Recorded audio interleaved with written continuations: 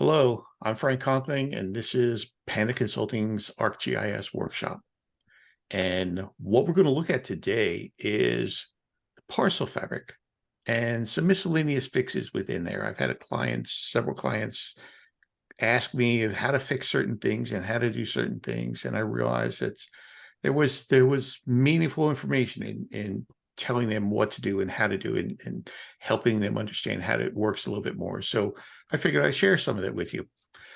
Before we go any further, if you're here in person and you have a question or a comment, go ahead and put it over in the chat box.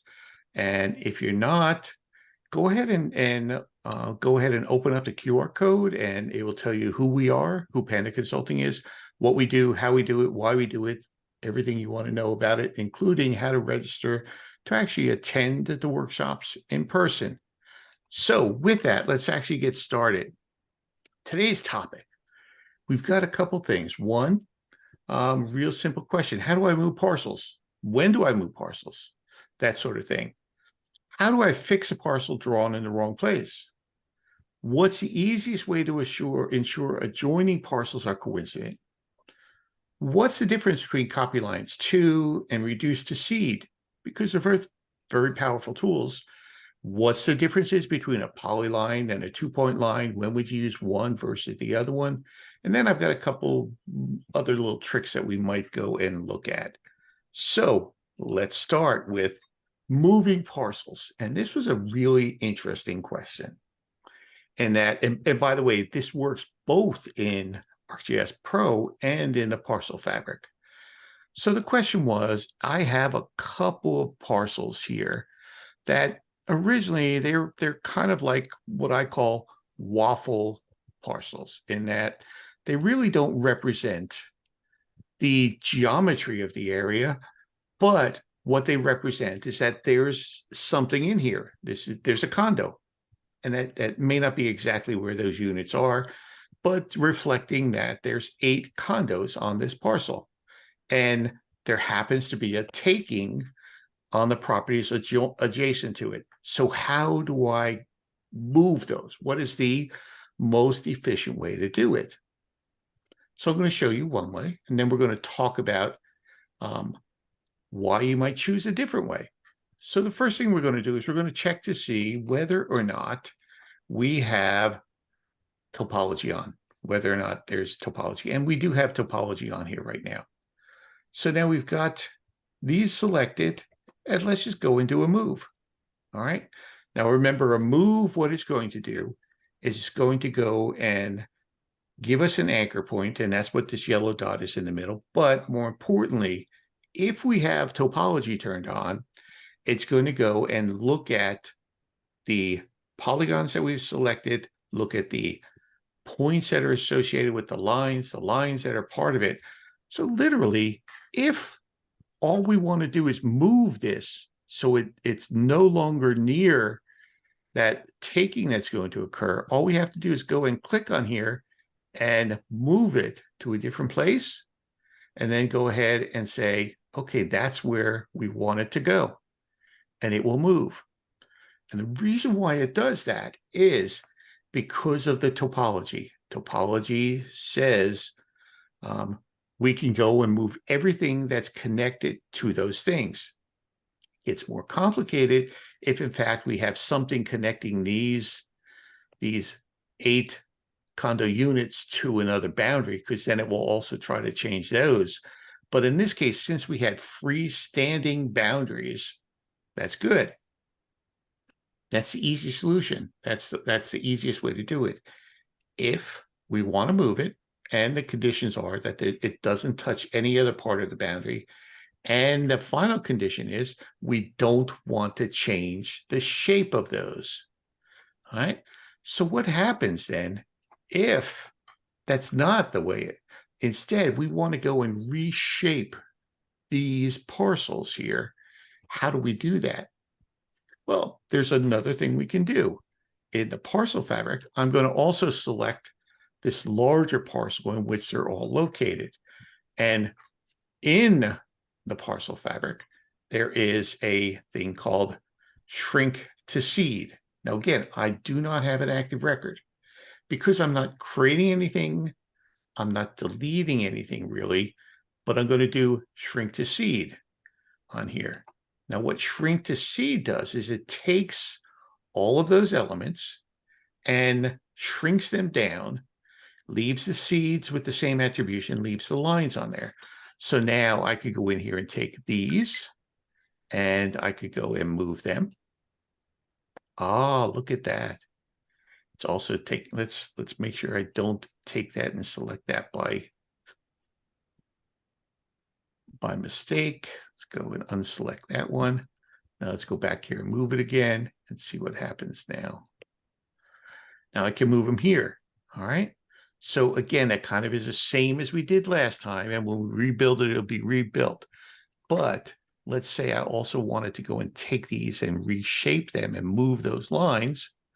I could use something like an align features to go and do that. So align feature, if I want to go and move my points over there, let's go and say 10 feet. Let's draw a new line here and say we want to reconfigure this so that that's the new boundary.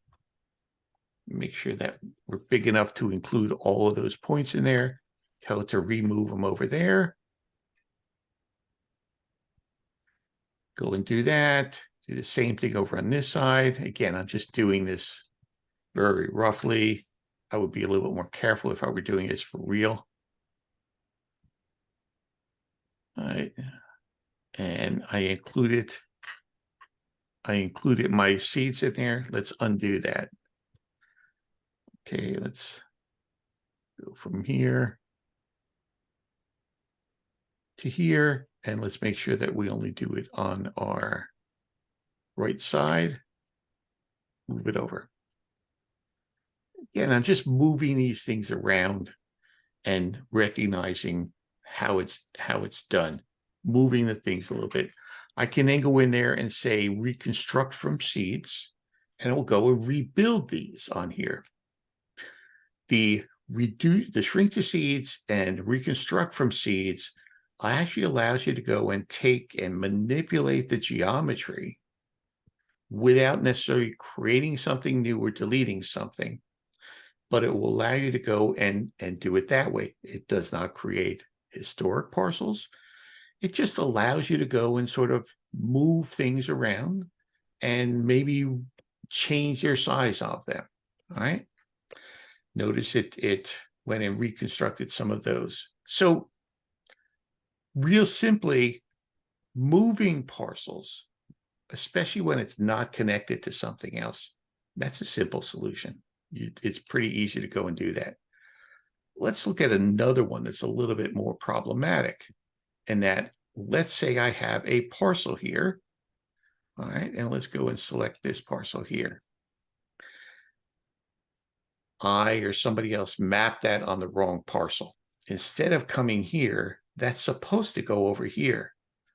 So the question is, how do I do that now? How do I fix it without completely redoing it? Well, again, you realize my background is a surveyor. When you're that far different from where it should be, my response is usually, well, why don't you just remap it instead? But there are things that we can do. For example, I've selected the polygons here, the polygon here, but I could have just easily gone and selected the lines associated with those. And let's unselect this, and let's unselect this, and let's unselect this. That is a line here. Let's unselect this. Let's unselect our points. All right. So now we just have the 4 lines in there. I can literally, if I want to go and do something here, I could say, let's go ahead and just copy that. Copy those lines, and then we'll paste them into another place. We want to be careful with this, though. If I say copy and paste special, should I be pasting it into my tax lines?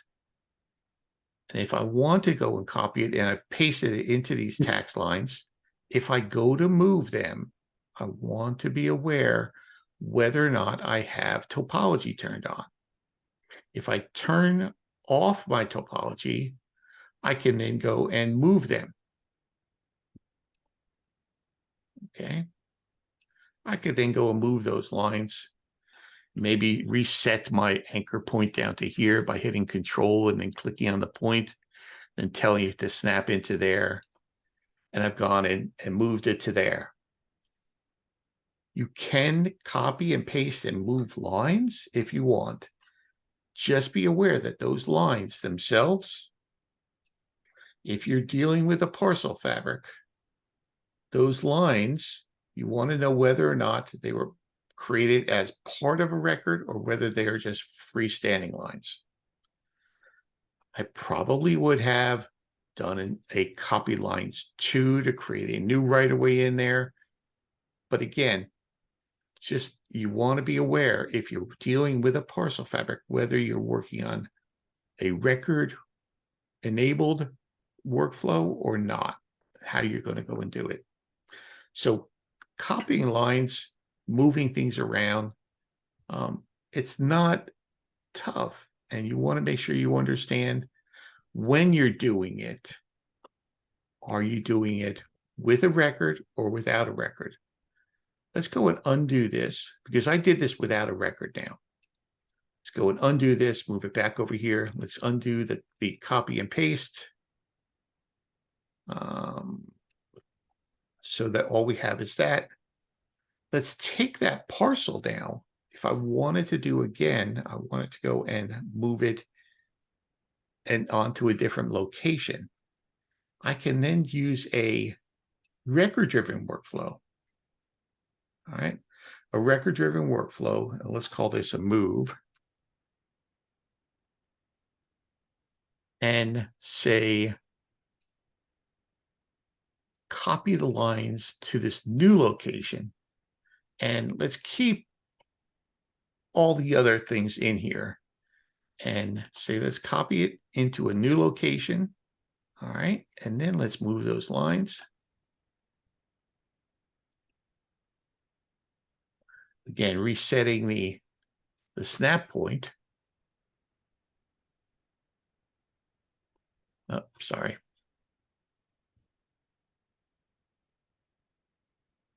Oh, there's an easier way of doing that. Let's just say, let's select the features in mind.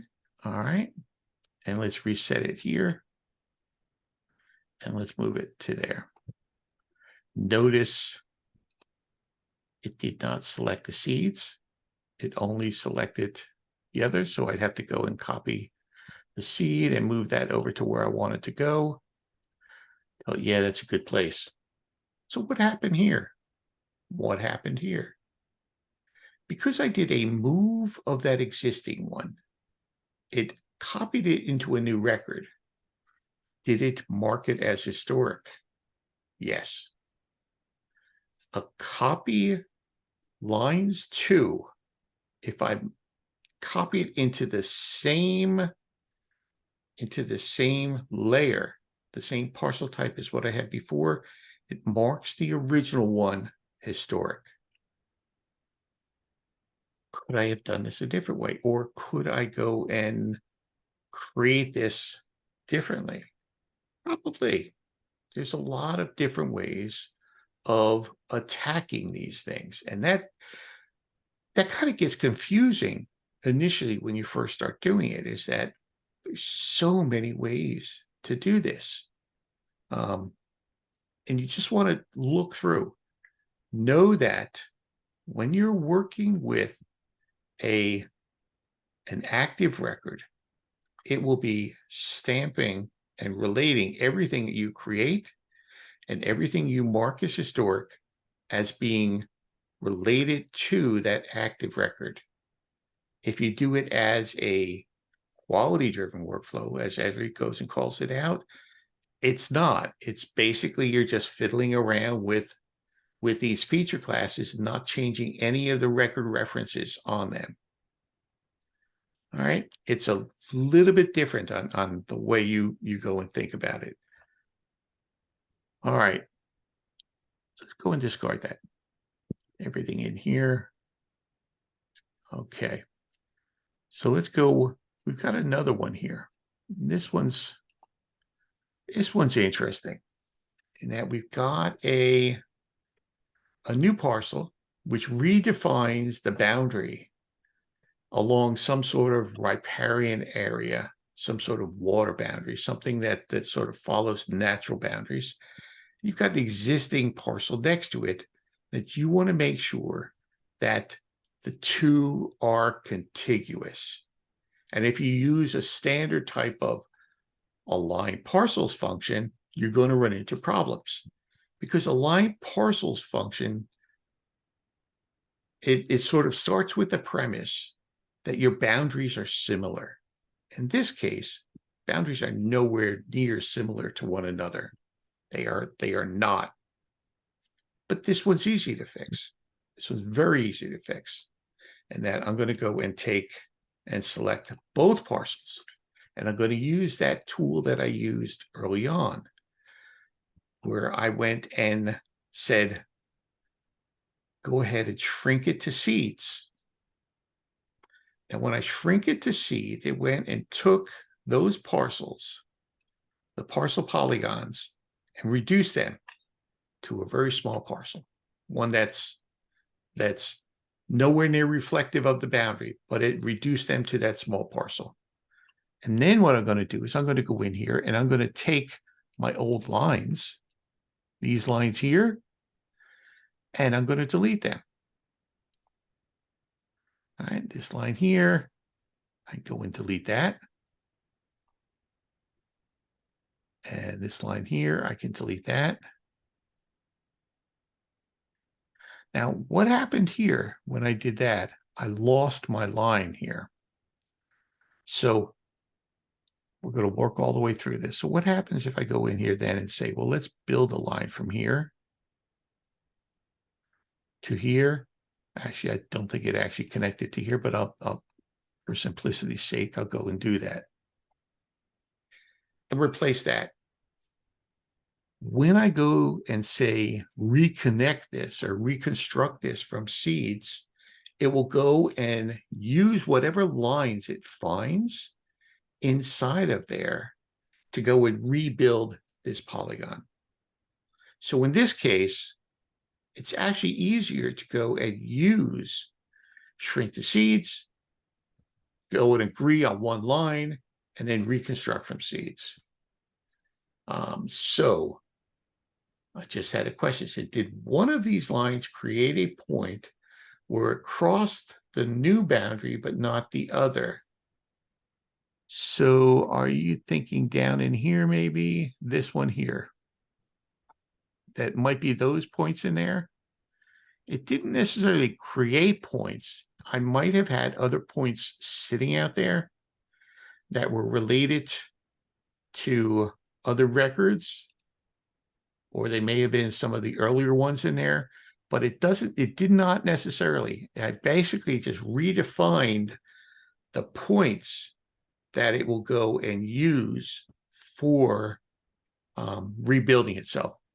So let me go and show you sort of a little trick here. Let me go and only take this one and I'll shrink it to seed.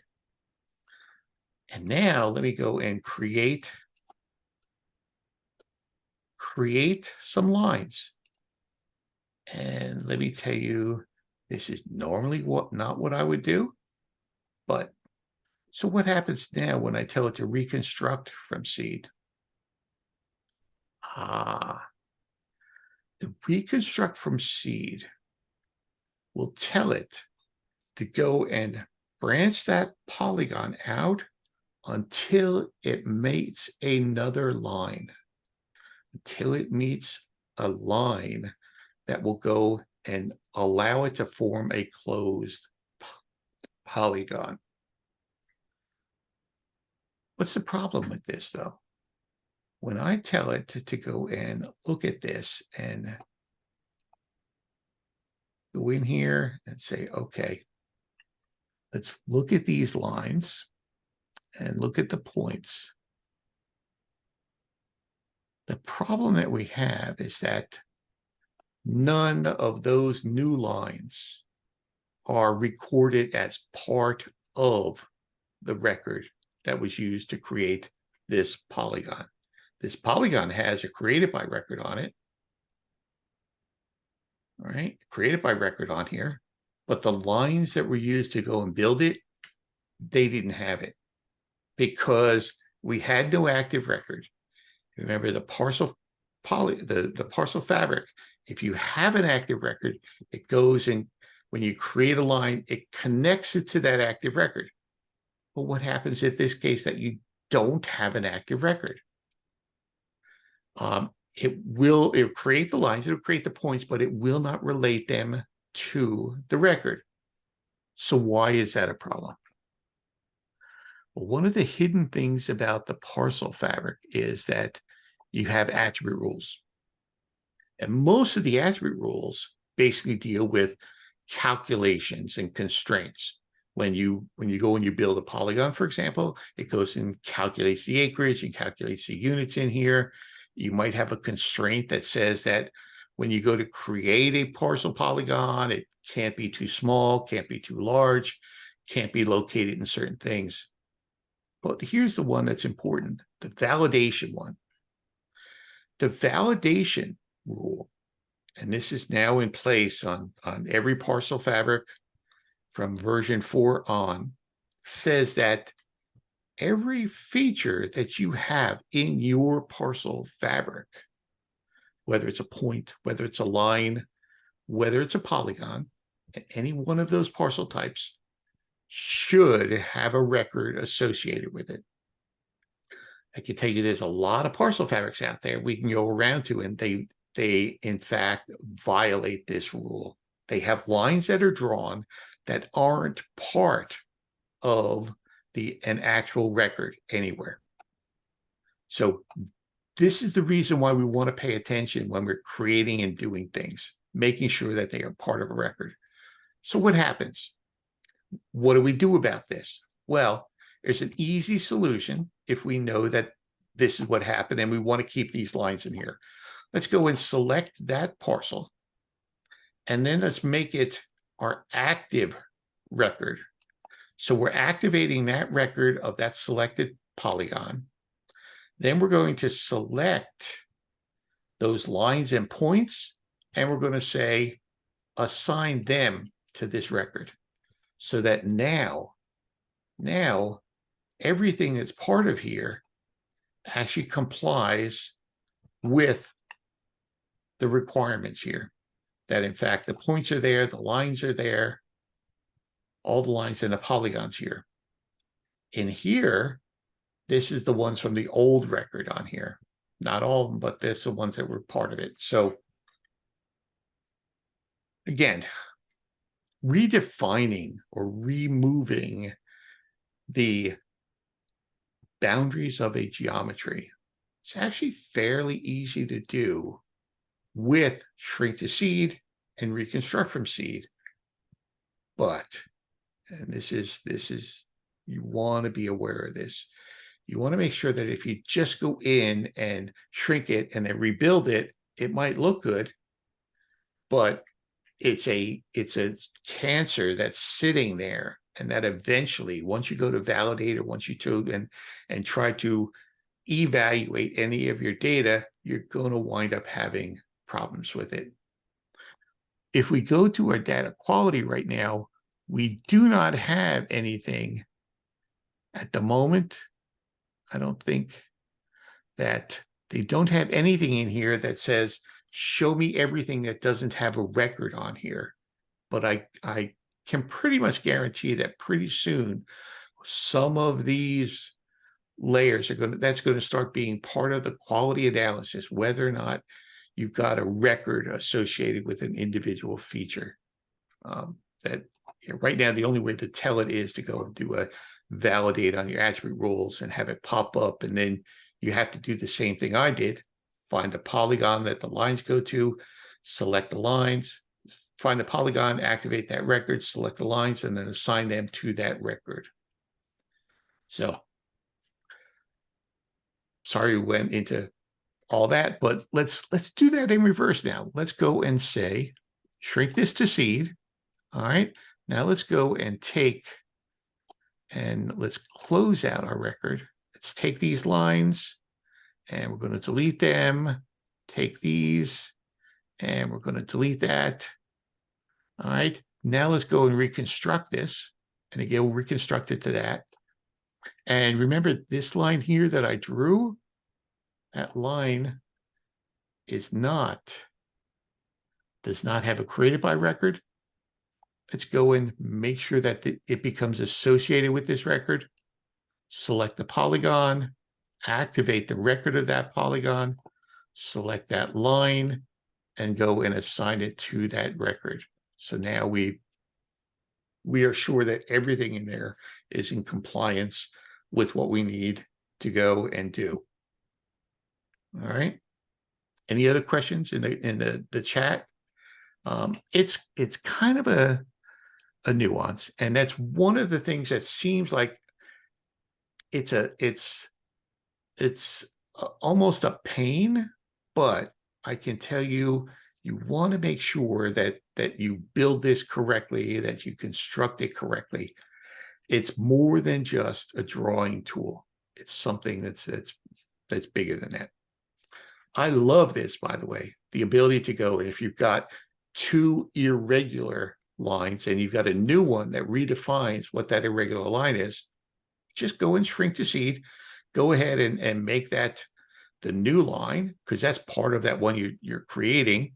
Delete all those lines and points, then tell it to rebuild those two seeds, and it will automatically recapture to those points.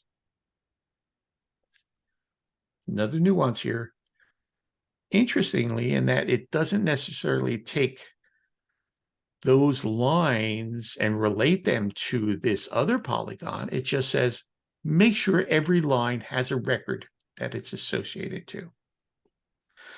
All right. I think we kind of took care of that one.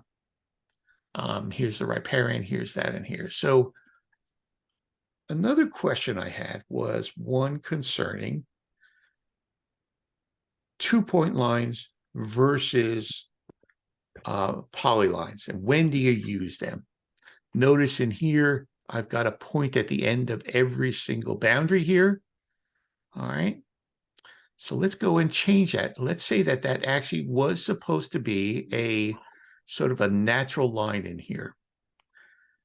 Let me look and see, where's my lines? Here's the difference between the two lines. So let's rebuild this again and build this so that that's not a whole bunch of straight little Kogo lines in there, but it's one line just representing that natural boundary. I'm going to do shrink to seed. Oh, hold on. Yeah, let's get rid of this. Shrink to seed. All right. Then I'm going to go in here and I'm going to go and remove those lines, remove those lines. And now what I'm going to do is I'm going to do a polyline. This is a line feature. That line feature is meant to represent a non-Kogo type of line. And it's usually for things like water boundaries and such. It's a non-Kogo type of line. So there's no real dimension on that line. It's just sort of, that's where it is. Usually, by the way, when you have a survey or a plat or something and you'll have some sort of natural line like this, you'll also have a corresponding meander line. That meander line should be put in as a connection line because that will help the geometry, but it doesn't necessarily do anything here. If I look at the attributes of that line, I've got no Kogo values on here. All right, it just goes and closes. So what happens if I attempt to update Kogo on here? If I go and update the Kogo on here, on that one line, that polyline, it goes and tells me that there's a bearing that starts here and it's south to west and it's 1,773.5 feet. What is that really doing? That's actually showing you the distance from and the bearing from this point to this point. It is not It is not showing you the actual distance here, but it's showing you from one beginning of the line to the ending of the line. That's the COGO value that's being calculated there. All right, so that COGO value may not be helpful to you in the long run. Little cartographer's trick, though. Let's say that it says somewhere that that's supposed to be along that meander. Maybe it's supposed to be 2,500 feet. You can put that in and use that for labeling. Again, you don't have to worry about that on the COGO. That those should not be used as part of least squares adjustments or anything, but you can use that and for a label. If I go in and apply that and go in here and turn on my labels on here, there's the 2,500 feet. Right now it shows it brackets, by the way, because it's from geometry. I can say that that was entered. All right, and it will just show it as 2,500 feet. All right, so let's finish this. Let's go and say, well, let's rebuild this. All right, let's reconstruct this. From that, it will rebuild the two. But this line again, this line does not have a created by record on here. We want to make sure that it's in compliance. So let's go ahead and select. Let's get off of this update COGO. Let's go and select this parcel, say activate it. Select this line and say assign that line to that record, and we're done with it now. All right, so these naturally occurring boundaries should not be a problem, but you want to recognize that the really good tools in Parcel Fabric produce standard types of making sure that things are contiguous with one another, like align features and even align parcels. They are meant for normal type of boundaries, not these really really naturally occurring boundaries. Those naturally occurring boundaries are also, they're better represented by a polyline. Notice there's no COGO, there's no points in here, there's nothing in here at all. I could take that line, okay? I could take that line and do a convert to COGO if I wanted to split it into COGO lines, and it would go and split it all up. Wrong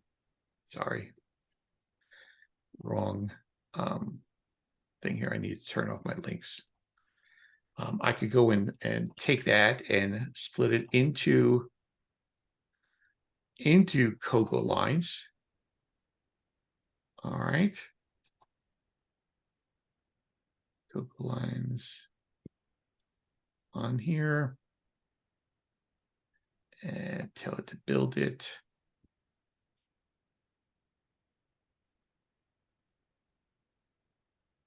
Why won't it let me build that? Huh, interesting.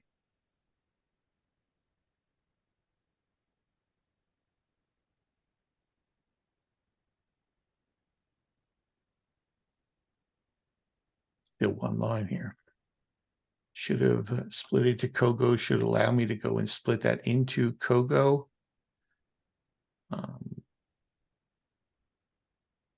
And it's not allowing me to do that. Huh. But you should be able to go in and split that. Let me go and see if there's another one over here. I don't see it anywhere. You say, one of the things that often happens is that you'll have a naturally occurring lake or a pond that in the conversion, it will be converted as a series of COGO lines. Maybe you want to go and convert that into a polyline to better reflect this natural boundary. You can do that by taking those lines and merging them into a single line, and it converts it into a single polyline for you. All right, polyline and 2-point line. We have something else though that someone asked me today. It's like, I know there's all kinds of ways to go and do things. So the question was, I know I can go and create something. Let's go in and create a new record. And we'll just call this test 1 here.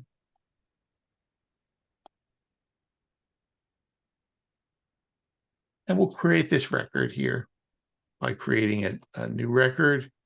And we'll input lines. By the way, we can actually set which of these is actually going to be our default. If we go to our feature templates and manage our templates and look at our tax lines here, we can go to properties and tell it what tools should be the default tool and which should be the, what other tools are available. In this case, we have the Polyline tool, we have a 2-point line tool, we have a freehand, and we have a trace tool. That's how you tell it what tools you want available to you. And that's in the manage templates here.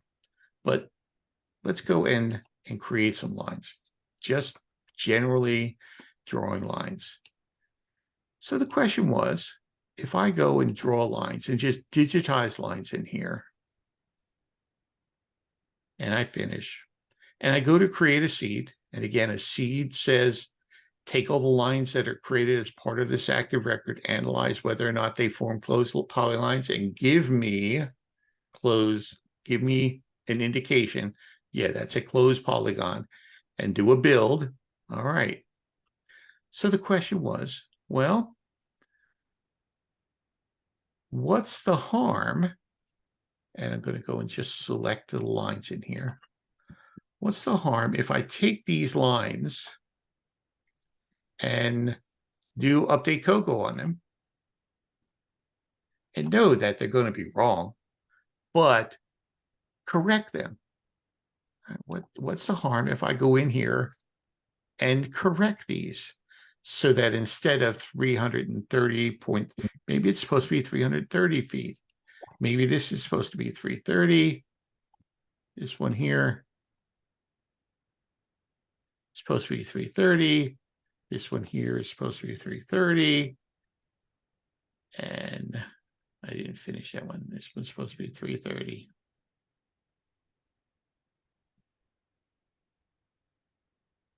Come up with the same thing, right? I come up with that same value.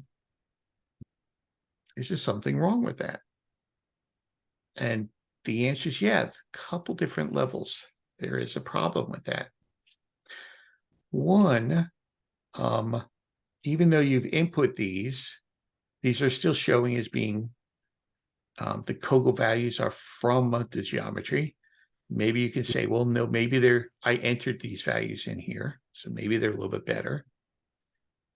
But if I were to go and evaluate this, it would tell me how far off the misclosure is on this parcel.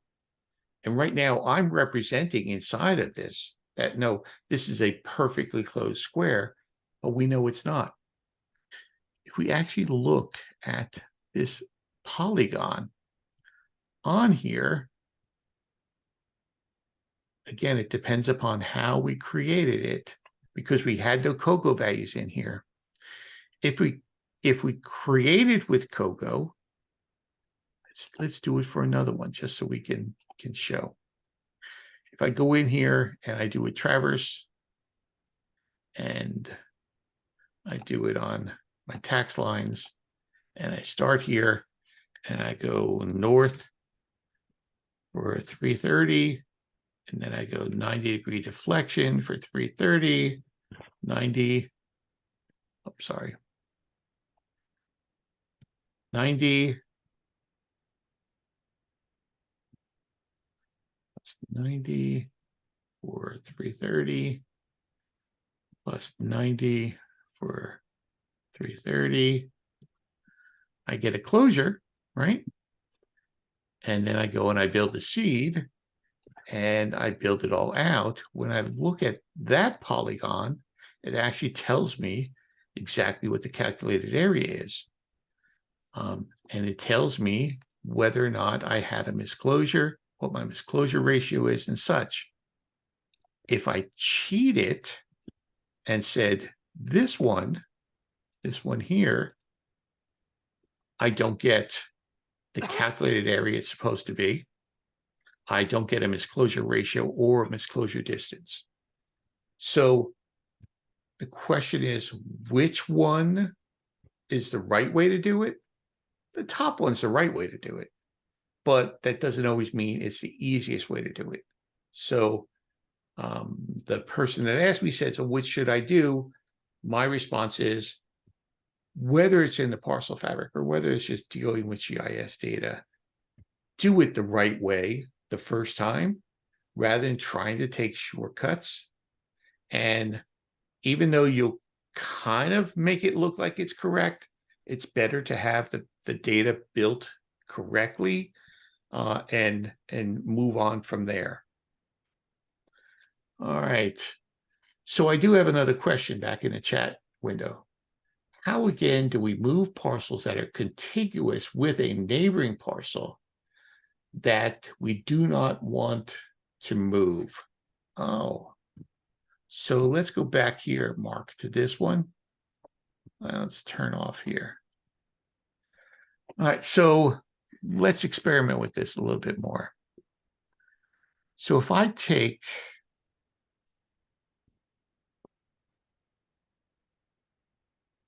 these, all right, and I go and I move them. Let's make sure that my topology is on so I can move all of these without that. And I then go and move it. And I'm going to go and put my anchor down here because I'm going to go and just snap it over onto there. I'm also going to rotate it, and I'm going to use my secondary snap anchor here. That's what that one is there. And I'm going to rotate it to snap there. So now it's contiguous, right? If I were to go and attempt to move it now, again, with topology on, watch what happens. These lines are going to move with it and everything else. So the question is, okay, well, what do I do now? How do I do this so I don't make the adjoining parcel go and move? I think that's the question, right? So again, you want to use topology to your benefit. So what I'm going to do is I'm going to go select everything I want to move. I'm going to unselect those things that I don't want to move. So if I look at my selection right now, I've got points, I've got lines, and I've got tax polygons. And now, in order to move this, I'm going to turn topology off. When I turn topology off, it will only move and only impact the things that I have selected. So when I go move here, and I tell it to move, I can go and move them, even though they were contiguous and would have normally been moved. They're only going to move those things that you have selected. Again, with no topology, it only impacts the things that you have selected. With map topology, it impacts the things that are connected to the things that you have selected that are being displayed. With full pro-cadastral topology, which your database topology, it affects the things you've selected, the things that are connected to it being displayed, and the things that are connected to it that are not being displayed. So there's 3 levels at which it will go and get impacted by those moves. No topology, only the things that you've selected. Map topology, the things that you've selected and is being connected while it's displayed. And then the geodatabase topology, that will go and move things, whether it's displayed or not displayed. I hope that answers your question. Thanks. That's a good one, actually. All right. Do we have anything else on here? Any other questions? Now's your opportunity. Otherwise, we're going to end the workshop. Nope. Let's go ahead and it's end the workshop then. And hopefully you enjoyed that. And hopefully you learned something. Thanks.